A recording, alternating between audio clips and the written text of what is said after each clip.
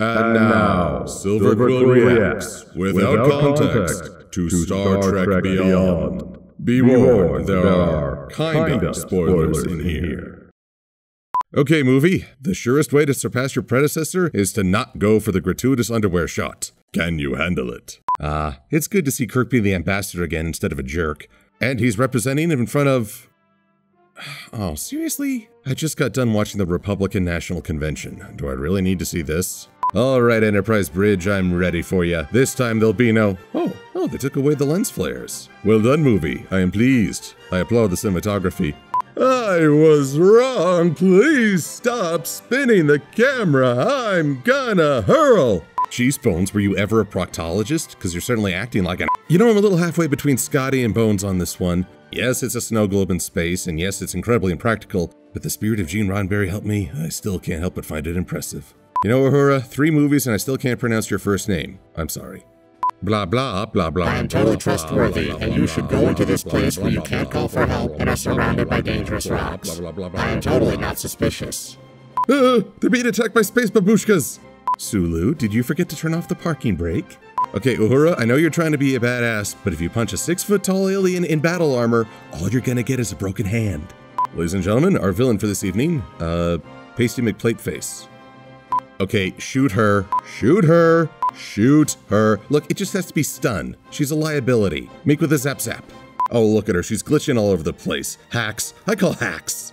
Oh, we're gonna get to learn Spock's favorite color. And it's... You know, Rare's the captain who can crash the same ship twice in one day. Starfleet is employing reverse facehuggers. Okay, what's this week's ultimate weapon from an ancient civilization? I bet it's a death ray, or maybe some sort of technological...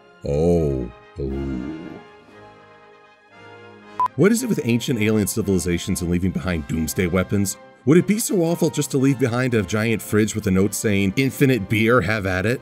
You know, when Picard went dune bugging, it was silly. When New Kirk goes biking, awesomeness.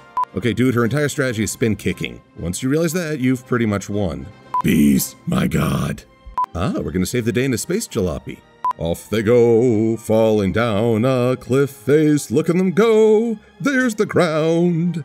Hang on, did you guys just dump another ship in the middle of a city? I do not envy your insurance rates.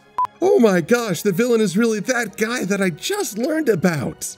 I feel nothing. Why is it that everyone can resist the infinite pull of the void just by holding hands? You guys are not Ellen Ripley. Oh wow, that toast is kinda awkward in light of recent events. So I really enjoyed this movie, although it doesn't do so well in the villain department. The head antagonist is basically just a snarling guy who doesn't respect personal space and has some pretty messed up reasons. But one thing that strikes me is that this is the first movie that gets back to Star Trek's ideals. The first movie made these characters more fallible, but it also made them jerks.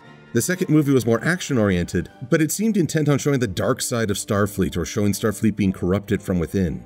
This movie, Starfleet's ideals are represented by Captain Kirk and his crew, but those ideals are challenged by an aggressive antagonist. And I've been thinking about this since Batman Superman came out. Clashing ideals are not two guys just punching each other, because that implies if one wins, then his ideals must be more true. Clashing ideals test one another.